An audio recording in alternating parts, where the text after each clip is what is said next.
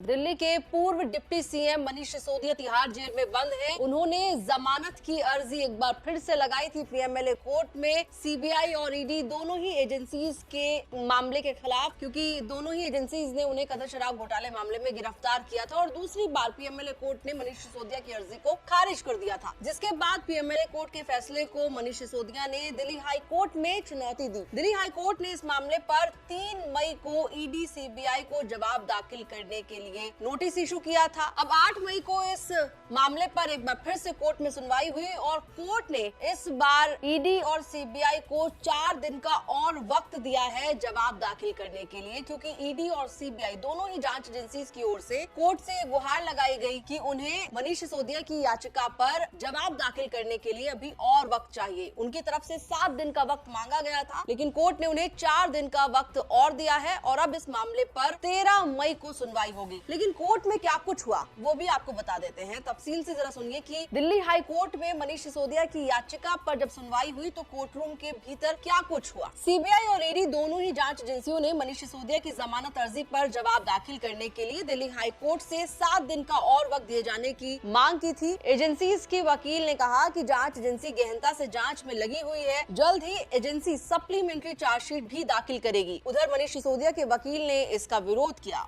Court ने दोनों जांच एजेंसियों को अब जवाब दाखिल करने के लिए 4 दिन का अतिरिक्त वक्त और दिया है। ईडी के वकील ने कहा कि हमने एक आवेदन दिया है, कोर्ट ने 3 मई को नोटिस जारी किया था, हमें जवाब देने के लिए सिर्फ 3 दिन का ही वक्त मिला। इस मामले का जांच अधिकारी यानी आईओ पूरक आरोप पत्र तैयार करने में व्यस्त है, लिहाजा जवाब दाखिल करने के लिए 1 सप्ताह का समय और दिया जाए। मनीष सिसोदिया के वकील विवेक जैन ने इस मांग का विरोध करते हुए कहा कि निचली अदालत में उनके द्वारा दाखिल जवाब पहले से ही मौजूद है। कोर्ट ने कहा आपके पास जवाब दाखिल करने के लिए 5 दिन थे, आपको कितने दिन और चाहिए। सीबीआई के वकील ने भी जवाब दाखिल करने के लिए 1 सप्ताह का समय मांगा। ईडी की ओर से भी कहा गया कि आईओ जांच में पूरी तरीके से उलझा हुआ है। इस पर मनीष सिसोदिया के वकील ने तपाक से जवाब दिया, तो क्या मनीष सिसोदिया को जेल में रहना चाहिए। इसके अलावा मनीष सिसोदिया के वकील विवेक जैन ने ये भी कहा था जांच एजेंसीज को लेकर कि सुप्रीम कोर्ट से एजेंसीज ने कहा कि वो जांच और मुकदमा पूरा कर लेंगे और अब यहाँ कह रहे हैं कि उन्हें समय चाहिए।